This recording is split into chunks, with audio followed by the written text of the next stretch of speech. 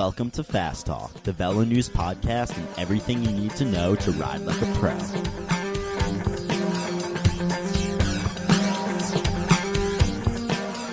This week's podcast is brought to you by Health IQ, a life insurance company that rewards you for getting off the couch and onto your bike.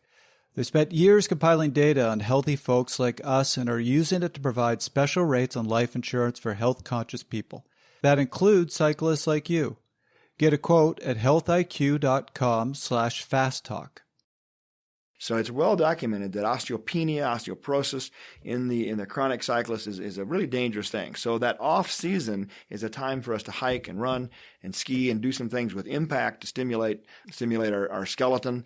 One day of weightlifting throughout the season can help us maintain skeletal strength.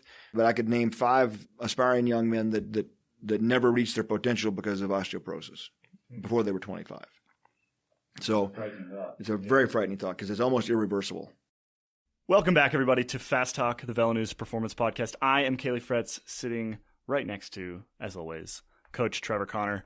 We have a good one for you today. Trevor, what are we talking about? Today we are discussing, because it's the fall, why you as cyclists need an off-season. This is a really big one for me, and we have a guest here today who is very much on the same page. So welcome, Dr. Pruitt. Yep, thank you. And there are so many things you do. How would you introduce yourself? I'm a multitasker. Yes. I would say that currently I'm the sports medicine consultant to CU Sports Medicine and Performance Center, as well as Specialized Bicycles. I do a lot of... I guess my real emphasis these days, I've retired from clinical practice, but I still do a lot of biomechanical analysis, a lot of injury prevention, product design, work with 3 different Pro Tour teams, some retired but not. Yeah, I would say not. So I was getting a bike fit this morning, and all year I've been dealing with some back pain that I've seen a bunch of doctors for, and nobody can help me. So Dr. Pruitt walked in the middle of my bike fit, just goes, "Trevor, get off the bike." Starts feeling around in my back, and I go, "So you have any idea what's going on?" She goes, "Yeah, you got arthritis at your L5," and just tells me everything I need to do and what's wrong. And in 2 minutes, he figured out what I haven't solved in 6 months. It's like magic. Yeah, it's all in the touch. So we are very excited to have this conversation with Dr. Pruitt, because he is all about keeping your body functional, which is something that's very important.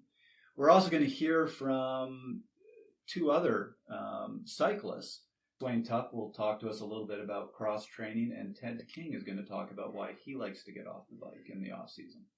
So this is a good one. This is an important one. We're excited. So let's make you fast. So let me start with, whenever I tell athletes, or a lot of times when I tell athletes that they need to take some time off the bike in the off season, I get that, "But I'll lose my fitness." And I actually pulled this out. I found my old exercise physiology textbooks from 15 years ago now. That's scary. And looked at what it said in terms of detraining. And it had all these horrible statistics like your VO2 max drops 7% in 12 days. Stroke volume, which is an important adaptation, drops 11% in 12 days. Your mitochondrial activity drops 50% in just a week. It's just this grim picture that if you get off the bike, you are going to be getting beat by your grandma within a week's time. Also interesting, well-respected physiologist Ronstadt recently published a study in 2014 saying that cyclists seem to reach the season in better shape if they did some high-intensity intervals about every 7 to 10 days during their off-season. So there are certainly a lot of arguments out there that you shouldn't get off the bike. You shouldn't stop training. We don't agree. So, Dr. Pruitt, why don't we hand over to you quickly and give some thoughts on why not? Well, if I was to flip your notebook that you were just reading from, I was to flip it over. The other side of that is, yes, there are some physiological changes that happen rather quickly, but the other question is, how quickly do you get them back once you resume training? So there's not a great cost, in my experience, to taking the time off. And the upside is mental freshness. The off season gives you a chance to work on necessary things. You talk about your back, Trevor.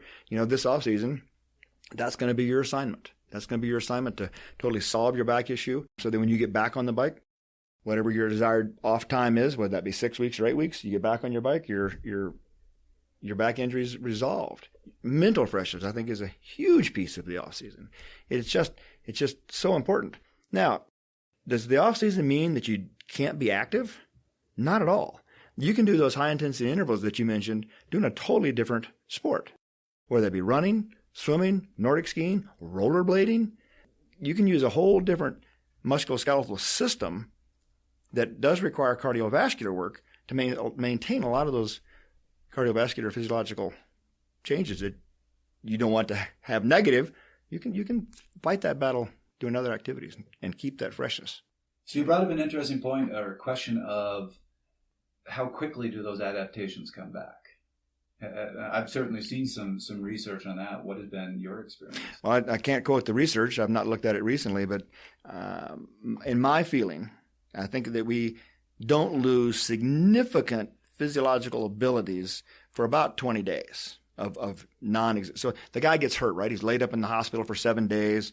He gradually gets back on his bike the next 7 days, and wham, he comes back fresh. He does a few intervals, does a couple layers of base, and he's right back where he was before he got injured. So I think they come back really, really fast. What happens, in my experience, is that we lose our pain tolerance, both mentally and physiologically, to hard work, right? You still have the motor. The motor didn't change that much, but you don't have that pain tolerance to lactic acid and all the other factors. So I think at 20 days, you really haven't lost much except for your pain tolerance. If you, during that 20 days, are doing one set of intensive exercise every 7 days, you're probably not even going to lose that. In that time, though, so if we're talking about, beginning of November-ish, it's gonna depend on how everyone's structured their season, whether you're racing cyclocross, things like that. Whenever that time is, you're going to take your 2 or 3 weeks off. I mean, what do you lose? You said you lose a bit of sort of pain tolerance and things like that, but there must be some physiological change. I mean, anybody who's ever been off the bike for a little while, you get back on, you feel a little bit crap. Why exactly is that? Maybe we dig into that before we talk about why those things don't matter so much. So let me throw a theory I've been forming based on a lot of the reading I've done at you. And Dr. Pruitt, please feel free to call BS on me on this. I'll call BS on you, Trevor. You do that a lot. They're used to that. And I'm trying to think of better terms for this. But I personally believe there are two main categories of adaptations. And the old literature, they used to talk about central versus peripheral adaptations, and that's starting to get thrown out. What are those, just real quick? So central being when you're talking about oxygen delivery, how well your heart can pump blood, that sort of thing. Peripheral is what's going on at the muscles, that ability to take up the oxygen and use the oxygen to do work, its ability to use substrates for fuel.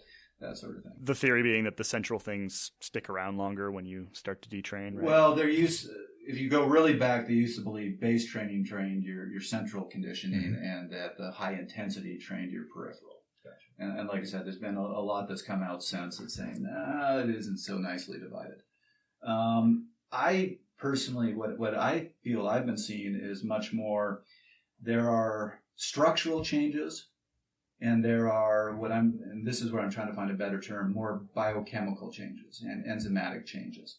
And that's even when you talk about losing your ability to tolerate the pain, your catecholamines are your natural painkillers, and they just disappear when you stop training. So all of a sudden, it's not that your body is suddenly hurting more, it's just your body isn't masking that pain. Correct. Anymore. That's my whole point. It's not masking it. Yeah, but the motor is still intact. So basically your body sort of creates its own Advil and it stops creating its own Advil when you get off the bike for a while? Exactly. Okay. But one of the issues with those catecholamines is they actually hamper tissue repair.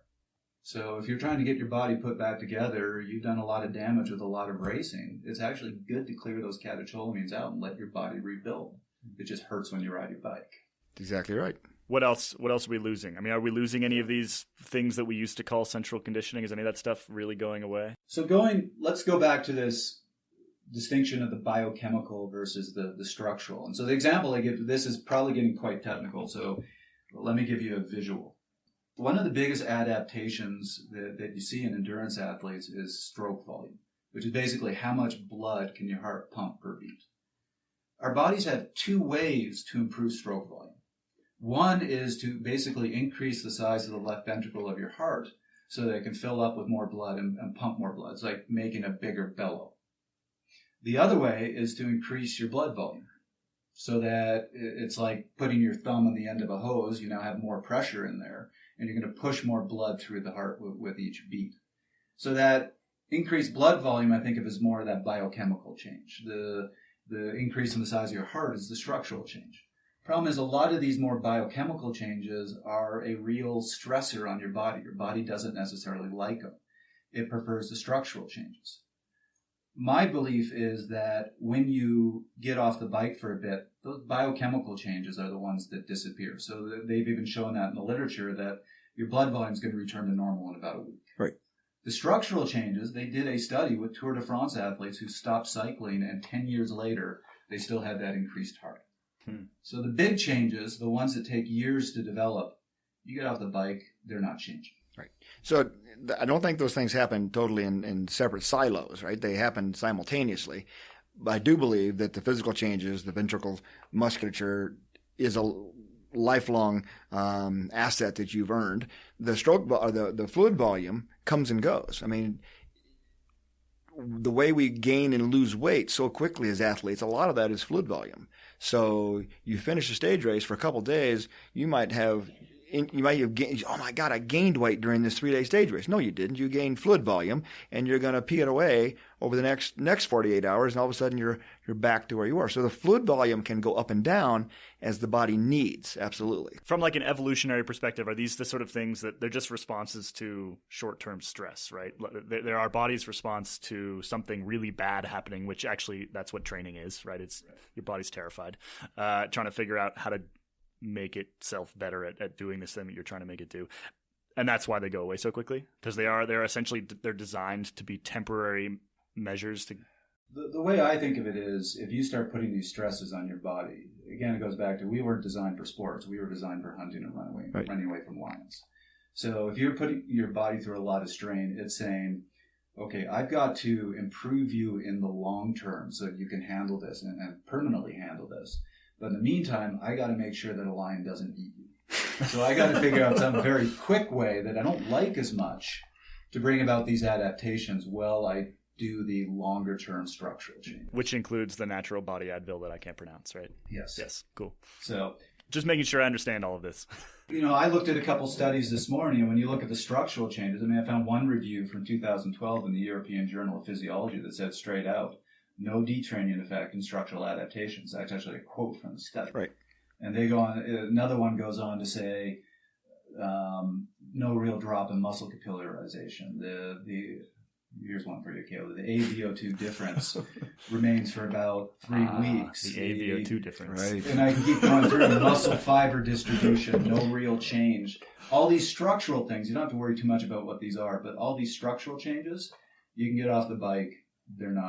They have some resistance. You really don't see them disappear. They have significant longevity for sure. The athlete's heart, this enlarged ventricle, we didn't understand it. Not that many decades ago, we didn't really understand it. I remember Davis Finney came to see me back in the early '80s, and he'd broken a rib, and I threw up his X-ray up on the view box, and the vultures gathered quickly to look at Davis's broken rib, and one of my colleagues said, "My God, look at his heart! Call the cardiologist. This is dangerous."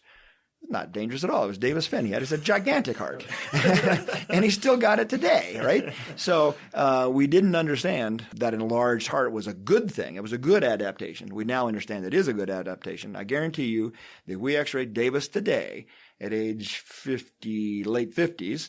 I guarantee you his heart looks the same as it did back 30 years ago. So this brings us to the purpose of an off season, which we've kind of touched on a little bit already. It sounds like to me one of the big reasons you do this is to kind of allow your body to get rid of some of these temporary improvements, we can call them, I guess, from an athletic perspective. What are the other reasons why athletes really do need to take time off? A good athlete has an addictive personality. They're addicted to their routine. They're addicted to their exercise. And so we got to be careful just to take them off their bike, right? And they're going to revolt.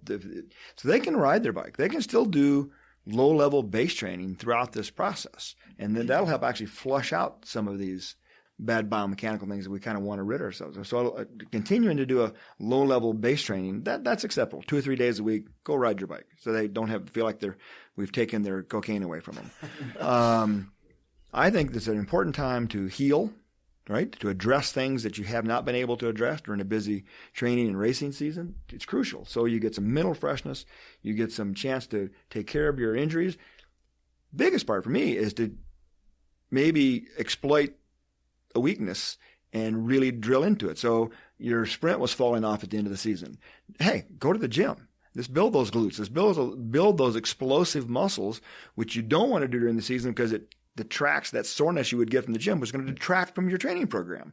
So using the off season for mental freshness to zero in and fix injuries and zero in to fix weaknesses that are going to make you a better cyclist in the long run. To me, that's all the argument that I would need. Leave science behind. I mean, that to me, that's science supports that argument. For me, those are the important things. Because we are humans, after all. We're Absolutely. not just robots, not athletic robots. We're talking about physiological changes and biochemical changes. We didn't talk about the skeleton. Yes. And cycling is well documented in causing some osteoporotic changes, some bone density changes. So it's a non-weight-bearing activity without a heel strike, without impact. So it's well documented that osteopenia, osteoporosis in the chronic cyclist is a really dangerous thing. So that off-season is a time for us to hike and run and ski and do some things with impact to stimulate our skeleton. One day of weightlifting throughout the season can help us maintain skeletal strength.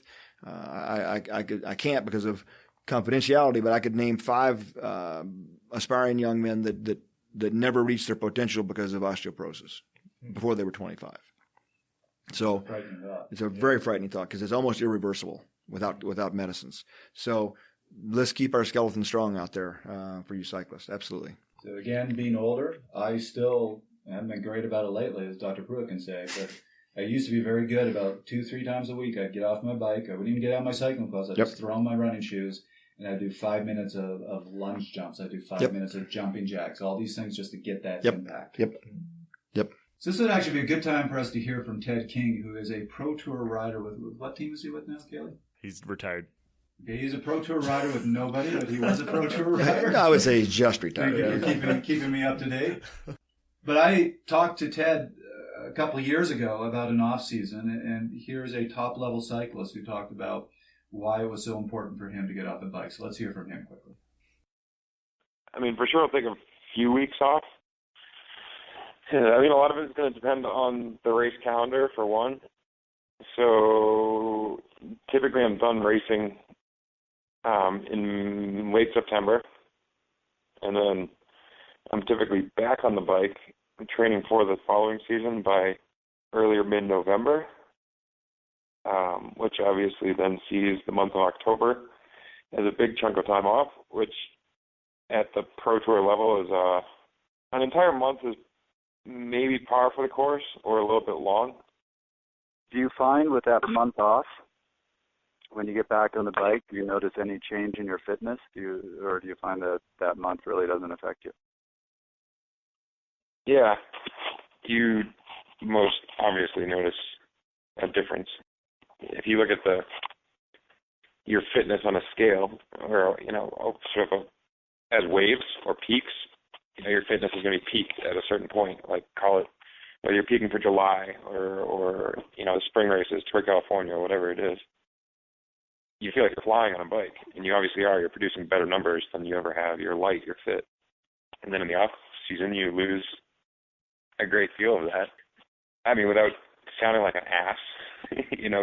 Inevitably your form and fitness is going to be a world of difference between the first time you're riding for that next season and the peak of the season. So what do you notice? Are there any signs that you notice when you get out on that first ride that just says, wow, something's happened? Changes in heart rate, changes in power, besides the obvious drop in your power, any different feel in your legs, that sort of thing? You're pretty darn refreshed. So your heart rate's going to be more evenly spiked. I mean, and that's sort of a personal physiological thing. For some people it's really noticeable. For other people, their heart rate won't be as lethargic in the season. But also in the month of November, when you're getting back into it, you're not really you're not putting your body through the super high rigors of mid-season training. So, you're not going to do threshold intervals in the first week of November. Right. And therefore you're not really testing those power outputs. You incrementally build back up. One of the key questions here is if you do see that drop in fitness, what are your reasons for getting off the bike even for a month before easing back in?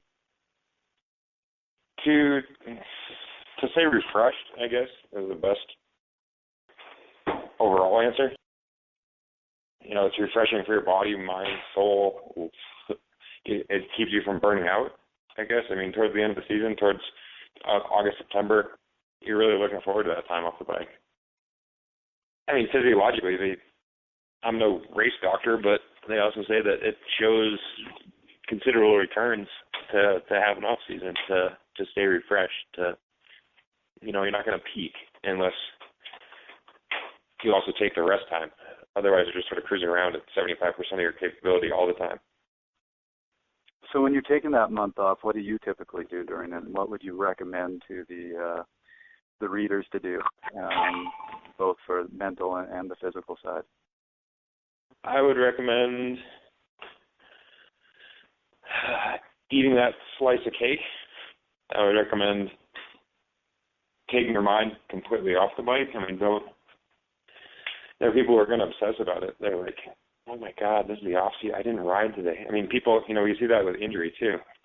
If you have a mid-season injury, people often will start to freak out that they're, losing fitness by the hour. But if you've built up a proper base, then you're not really going to be at risk, as badly as a crazed cyclist's mind thinks. So, don't think about, you should actively think about not thinking about the bike, if that makes any sense. What else? At the same time, to a degree, stay active. A lot of people go hiking, go skiing, go... I'm from New England, play some hockey. And it's sort of person to person at this level. Some guys will take the time off entirely and just be a slug. And other people will. You see plenty of people who are still obsessed about the fitness. And so maybe they're not riding their bike every day before they're hiking for 3 hours a day, which is a little bit nutty. Is there anything in particular that you focus on? You just kind of have fun, do what you want to do, or do you try to get in the weight and try to do anything like that? I don't. Coming from a hockey background, I've spent the first handful of years of my career actually trying to lose weight because I was trying to lose muscle mass. And that, a lot of that is just going to come down to your coach's perspective, whether you should be in the gym or not. I'm not a coach. I don't want to tell people to do it if they want to or not. Right. I think it's a perfectly good idea, and if they want to do it, go for it. I guess the biggest thing I would stress in the off season is to have fun. Not to say that the in season is not fun, but it's that one, wide open sort of tabula rasa time to do whatever you want. Within a modicum of reason. Don't go eating an entire cake every day, but have fun. Go for the hike. Go for that. I don't know. Basically, relax. Get the intensity out of your head. In so many words, chill the out. There are so many people who obsess about the sport, and it's so goofy. And there are plenty of people who keep it within reason, but there are all too many who do really obsess about it, and it's don't use the scale. Just have a good time. At the end of the day, you're riding a bike, so can't take yourself too seriously. So when you hit the end of that off season and you're getting back into the training, again, what would you recommend and what do you do once you get back on the bike? Yeah, I hate giving training advice, to be honest. Because I think anybody who takes cycling seriously should use, and I think that's it's basically at that point between the rider and the coach. So just on a generic scale, I mean, do plyometrics or something if you've been completely lazy and you haven't done anything to get your body ready for the rigors of riding a bike again. You know, you don't want to jump back into it full bore and be an idiot and give yourself tendonitis. You know, the off-season is also an awesome time to work out any kinks that you have had in the season. Maybe you haven't had a knee injury, but you've had sort of a nagging sensation or something weird that just doesn't feel right in your knee, in your hip, wherever. So, you know, it's an awesome time to go see the cycling gurus, the Andy Pruitts of the world, and sort that out. It's a really good time to get, you know, new cycling orthotics if you need that, or work on a position thing, because, you know, when you start ramping it up again, just the volume and everything, you want to do it correctly off the bat rather than being 2 weeks in and making a considerable change. Good point. I like to think so. Yeah, so it sounds like Ted and Dr. Pruitt are basically in total agreement. And we did not know that at the time. We did not know that beforehand. Yeah, I mean, all those things make perfect sense to me. But Trevor, I wanted to turn back to you and let's get some scientific basis for some of this. I mean, this makes sense from just a logical level, and having, you know, spent a lot of time around athletes and having been one myself, all these things make perfect sense. But there must be some science behind it as well. Otherwise, well, we wouldn't be able to sort of prove that it was so effective. Which is a really good question.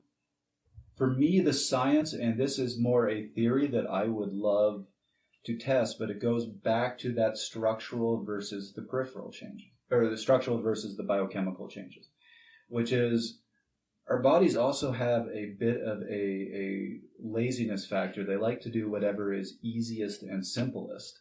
And the biochemical changes are easiest and simplest. And when we are doing a lot of high-intensity work and we have those catecholamines flowing, Advil. What's that? The Advil. The Advil. Our bodies aren't going to be able to repair tissue as well. They are going to be more inclined to say, let's keep pushing those biochemical adaptations.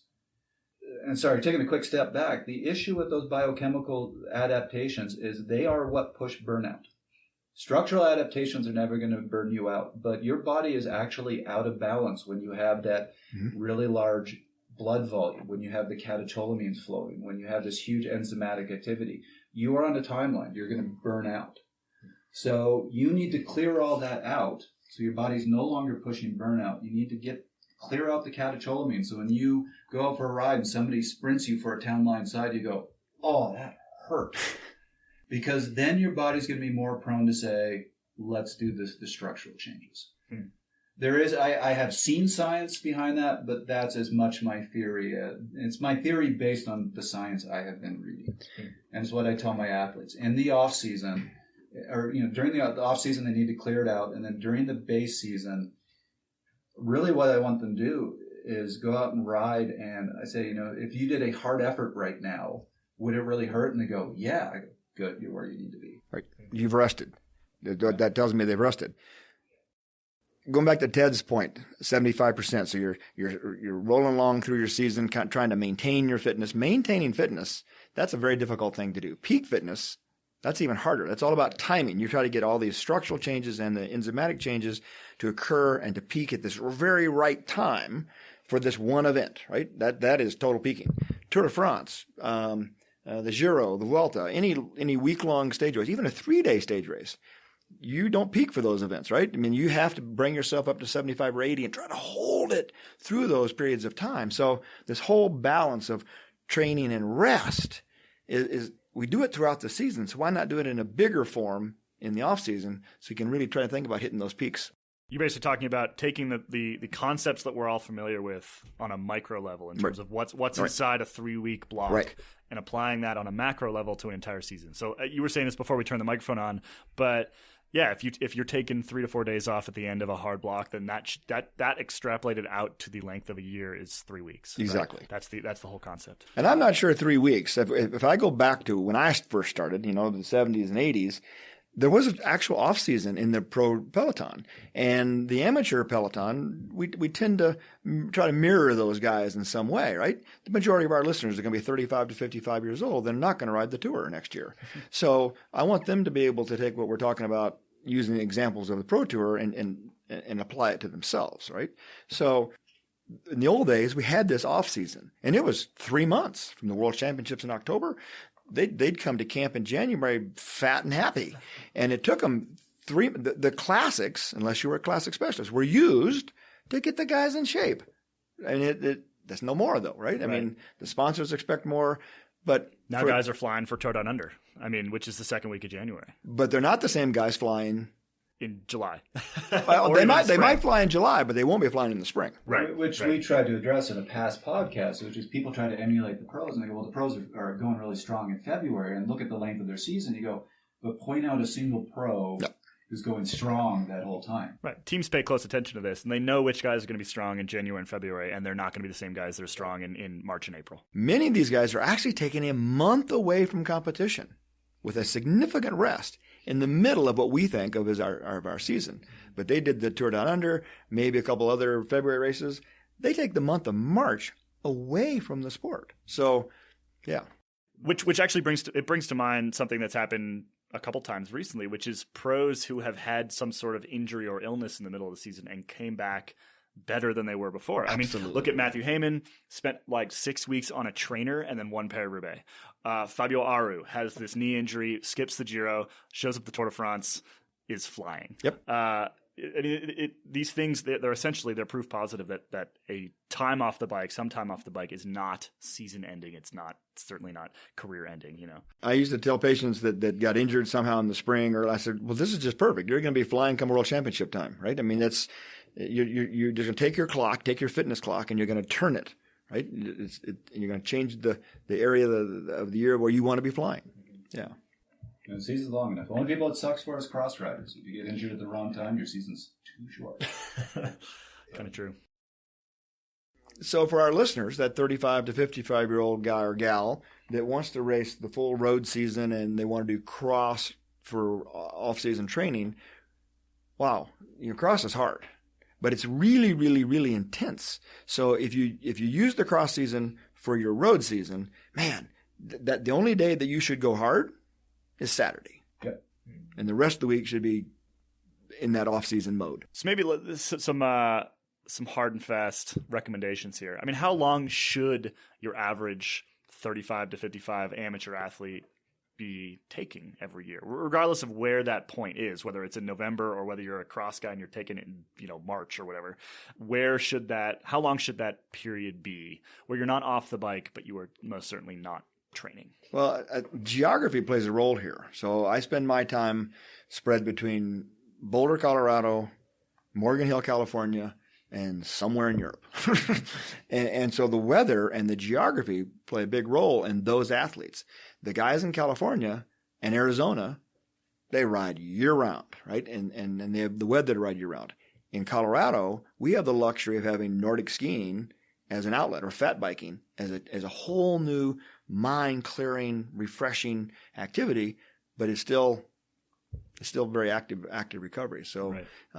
I think the guys in California have to be far more careful about being burnt out in January than those of us here. So we are talking about athletes here. We're talking about sort of type A personalities quite frequently. The addiction, I think. The addiction you spoke of, exactly. And so, there is the concern of sort of anytime you come off of an addiction is some sort of withdrawal.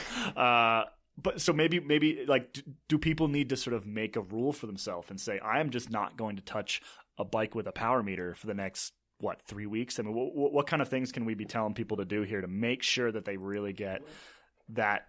And if with an addiction, that they actually get withdrawn from that addiction for a little while. What I do with the athletes I coach, and so a lot of the amateur athletes I work with, they tend to race that late March to July or August season. I like to see them in October take at least a week or two completely off the bike, just hang it up. Let's do some other sports. And let's make sure we talk a bit about cross training here. I get them back on the bike at the end of October, but what I tell all of them, and this is a big expression for me, there is nothing you can do in November and December that's going to make you a superstar in May. There is a lot you can do in November and December that's going to make sure you're burnt out by May.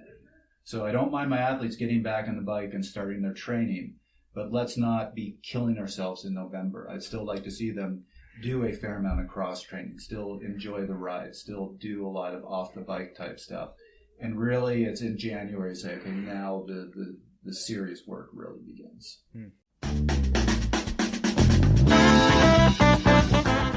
Time for one more quick break. We know you, our listeners, like to ride. So support the show and check out Health IQ's life insurance rates specifically for cyclists. You can get a quote at healthiq.com/fasttalk. All right, let's get back to the show.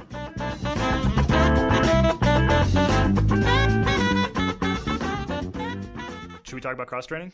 Well, I think cross training is one of my favorite things. You choose cross training based on what it's going to do for you. So if cycling is your primary sport, your cross training activity needs to be something fun, refreshing, that contributes to your primary sport, contributes to cycling, whether that be weightlifting, whether that be alpine skiing, tele skiing, Nordic skiing, fat biking. Oh my gosh, what a different sport that is, right? Completely. It's huge strength. It's huge strength. A different stance with actually different musculature in many ways. So yeah, I'm a big believer in cross training. Should riders be looking for something that, for example, like almost anything that works your core is probably a good idea? Is that the kind of thing that people should be looking for? Oh, okay, what a great segue. The bicycle, we are supported mechanically and structurally on the bicycle. And so our core does not get worked on the bike, but our core is crucial to applying power to the pedals. So if you think about a leg press machine with a back on it, you are really strong as you pressing it, but your core is not firing. Try to do that same amount of work on a leg press machine without your back supported. Impossible. Exactly. So it's the core that is your back support for the bicycle. So the bicycle is nothing but a series of leg presses, right? 3 or 4 hours of leg presses. But your core, so that why does my back hurt at 3 hours? Because your core is not strong enough to maintain that posture and give your legs something to push back against. Core is crucial. What is core? I suggest you get some, either there are some really good books out there about core. I think an off-season coach, a good physical therapist, it's a good thing to have. But it's not beach crunches. It's not about your six-pack, really. It's more about, think about my 2 crucial core exercises are planks and side planks. Yeah. Cyclists have to be able to planks and side planks, and they can actually be done in a hotel room year-round if you're traveling to race. I'm also going to say a really important one is variety. Sure. My nephew got really into cycling, and he heard about planks. He got to where he could do a 28-minute plank. Holy mackerel. He would watch a TV show and plank the entire show. And he ended up getting injured because all he did was planks. Can you say addictive personality? So variety, because there are so many muscles involved in the core. I agree. Plank is my favorite for cyclists core exercise, but still get variety. Absolutely. And it has to be something more dynamic. That's a very static exercise, some dynamic core work too. And that's why if you live up north, something like cross-country skiing is fantastic. I mean, I know that, I was a ski racer in high school, and I haven't had a core that strong since. Right. I don't think I could spend all day in the gym and I wouldn't have as strong a core as when I was a cross-country skier. That kind of thing's great. If you live in the south where you're not going to have a lot of snow, then maybe you got to spend a little bit more time in the gym. Or what else can people do? What other activities are there out there that can help the core without gym time, basically? So this is a great question for Dr. Pruitt, but before we answer it, take a quick step back. A really important thing to remember about cycling is this is a horribly imbalanced sport.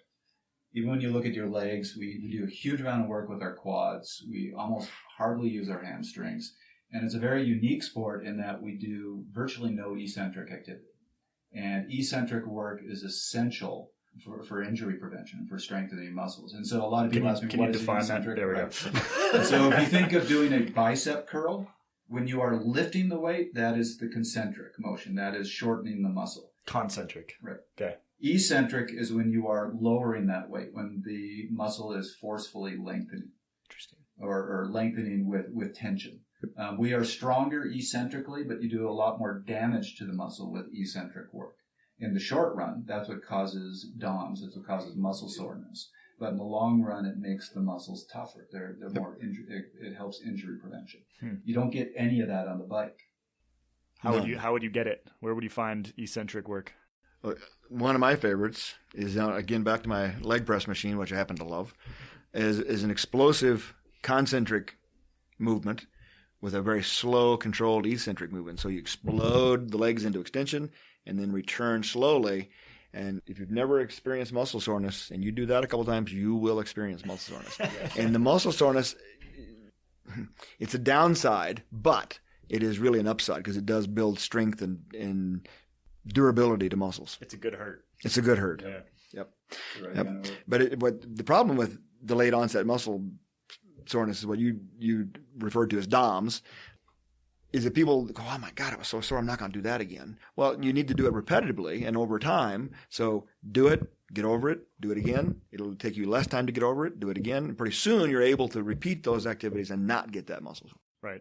Not to go too far down a rabbit hole, but isn't some of that neuromuscular as well? Absolutely. It's essentially like your body learns how to not Absolutely. fight itself when you're doing Absolutely. those things. So yeah, it does.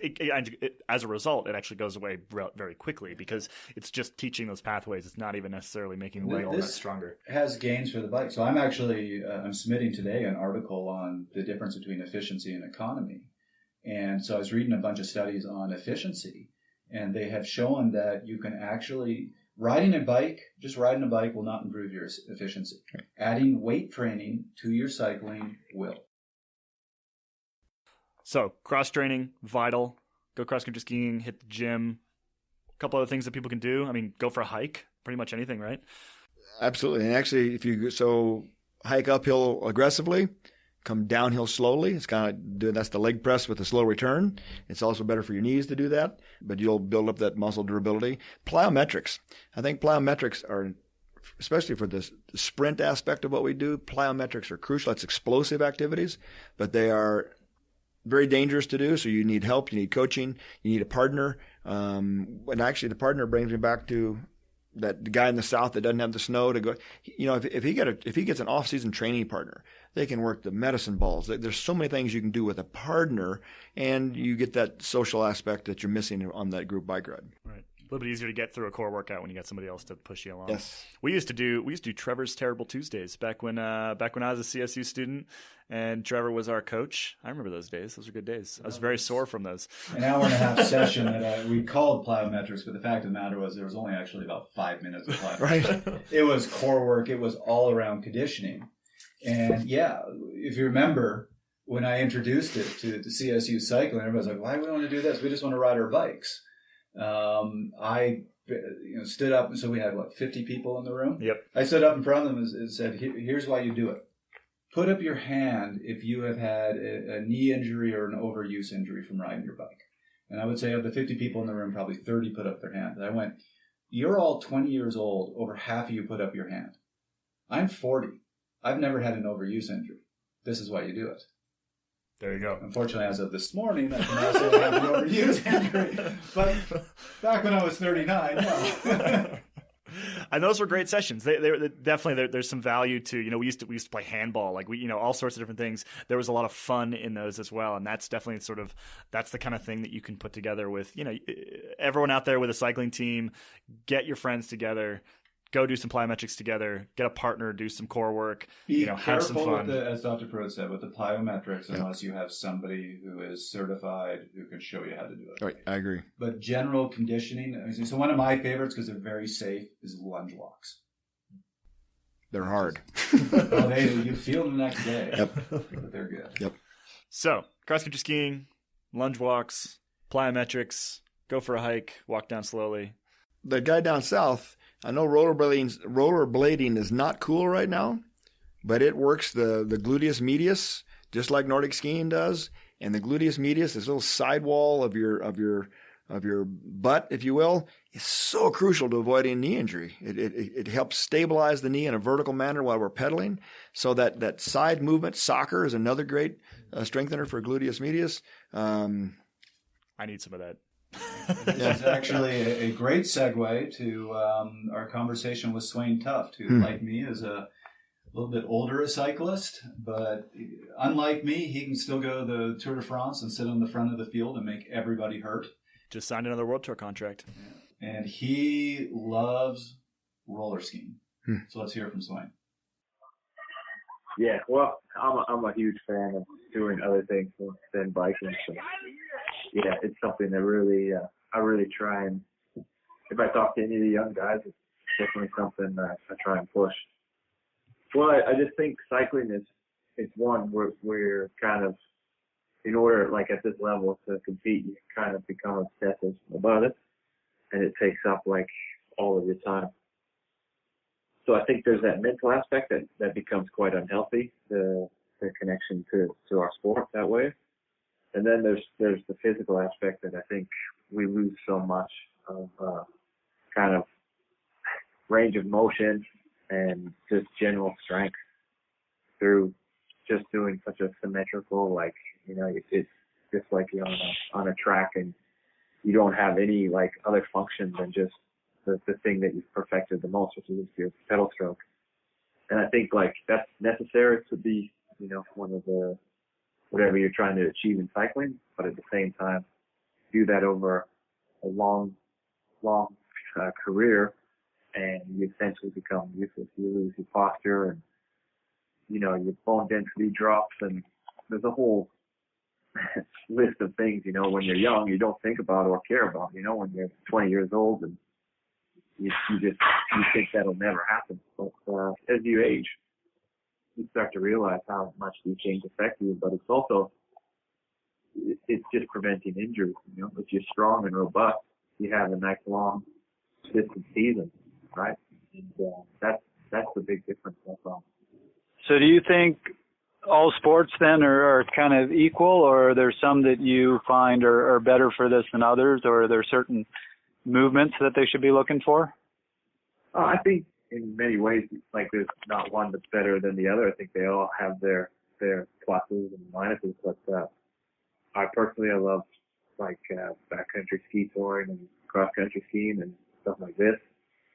I think because these things kind of work a lot of the different muscles that get weakened in your legs in cycling. You know, so they work your glutes and your hamstrings, and it's kind of like the opposite of what we do in cycling. And I think that's really important to, again, going back to the injury prevention. You just kind of allow your body to balance over the fall and the winter. Just gives you a good kind of base and foundation for the coming season. And yeah, maybe by end of July, August, you'll be whittled down again and kind of running on reserve. But I think you do yourself a huge favor in that process. Do you continue to cross-train when you're even getting into the season and getting into the base season? Yeah, this year is a little different because I have a lot of time off, and I'm really going to limit my time on the bike. I'll mountain bike for fun, and I really won't get serious until January, which is very different for me over the past years. But my big emphasis will be on doing many other things. Like I do a lot of roller skiing when the snow's not there yet, and hiking and climbing. Yeah, I just have a lot of other things on the scoop. Be going to the gym and just really mixing it up. And saying that, I always keep busy, so it's not like I'm just hanging out. You know, where I live, you can just hike right from the back door. So every day is kind of on some good missions. So cardiovascularly, you stay quite strong.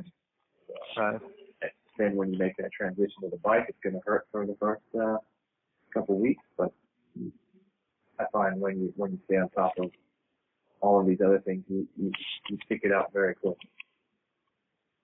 Do you continue any of it through the season, or at that point are you racing and training so hard on the bike it's just not a possibility? Yeah, I try, like especially the first part of the season where it's still fresh. I try and keep it mixed and stay at it.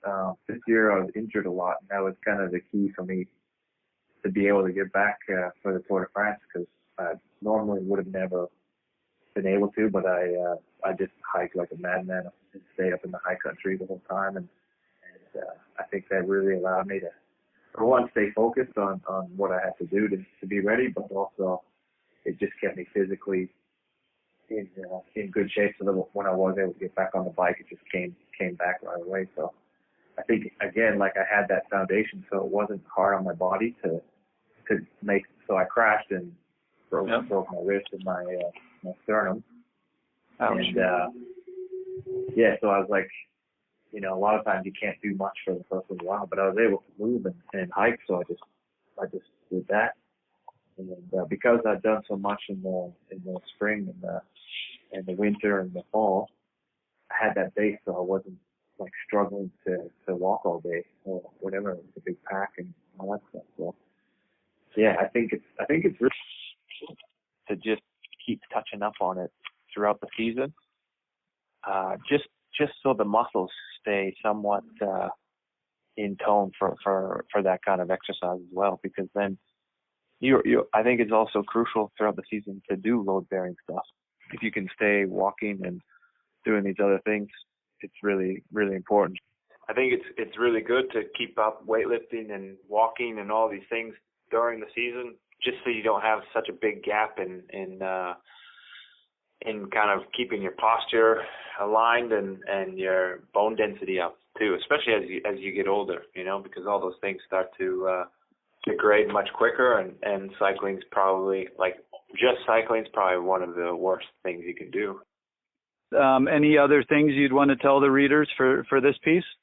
Yeah, I think really, the biggest thing though, over all that stuff, is like bone density and injury prevention, and it's the biggest thing is just like do something that you love and enjoy, and that's totally different from what you do on the bike, because that's the most important, to come back when you get on the bike, you're excited again, instead of like, oh geez, I gotta do these intervals or whatever. Like really just switch off from all that crap and enjoy your time when you can, because the season's long and you drive yourself crazy, just always stuck in that same mentality of trying to achieve numbers and all this other bullshit.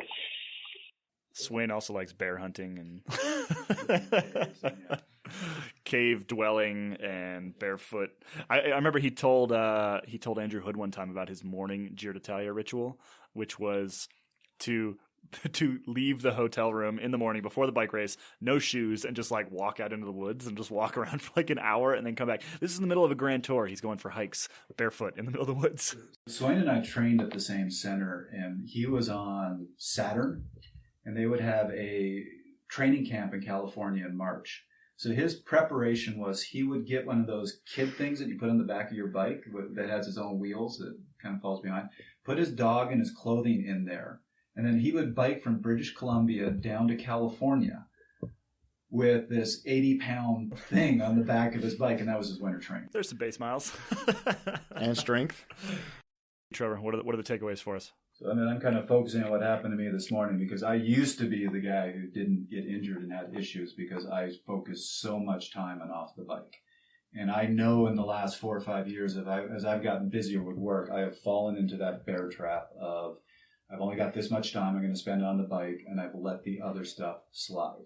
And this morning was a wake-up call of you're not going to be walking in 10 years if you keep this up. So you need that off season, as Dr. Pruitt said, and that's what I'm going to do, focus on get that body healthy. And I do think you need to do a lot of work that isn't cycling specific to get the body back in balance. Work those muscles you don't work on the bike. Work all those things that have weakened or been injured. And when you get back on the bike, and continue it through November and December, even when you're back to training, so by the time you're getting to the season, you have a healthy body. Everybody's focused on what do I need to do to get stronger? Well, I can tell you, if your body's falling apart, you're getting weaker. So you need to keep the body together. The take home for me is mental freshness and physical freshness that comes with time off. Those two things are incredibly important, but the real key for me is, like for Trevor, to have the time to focus on his rehabilitation for his low back and to concentrate on what didn't really go well this last season. It was off my sprint a little bit. I'm going to spend my off season working on things that are going to help my sprint, fix my injuries, help my weaknesses, mental freshness, physical freshness. Well, there you have it. Why do you need an off season? For all of the reasons we just talked about for 43 minutes or more. I think the major point here is don't be scared to be off the bike. That's where we started today, and I think that's where we'll finish. Is too many athletes, too many cyclists are scared to be off the bike because they're worried about how slow they'll be when they get back on. The reality is you're not going to be that much slower. It might hurt a little bit. You're not going to be that much slower, and you can use that time to really improve yourself as an athlete, yourself as a cyclist for the entire rest of the season. Oh, that was another episode of Fast Talk. As always, we love your feedback. You can email us at webletters@competitorgroup.com. You can subscribe to Fast Talk on iTunes, Stitcher, SoundCloud, and Google Play. Be sure to leave us a rating and a comment. While you're there, check out our sister podcast, the Velo News Podcast, which covers news about the week in cycling. You can also hear me share my brilliant thoughts on that one as well. Become a fan of Fast Talk on Facebook at facebook.com/VeloNewsMagazine and on Twitter at twitter.com/VeloNews. Fast Talk is a joint production between Velo News and Connor Coaching. The thoughts and opinions expressed on Fast Talk are those of the individual. For Trevor Connor and Dr. Pruitt, I am Kaylee Fretz. Thanks for listening.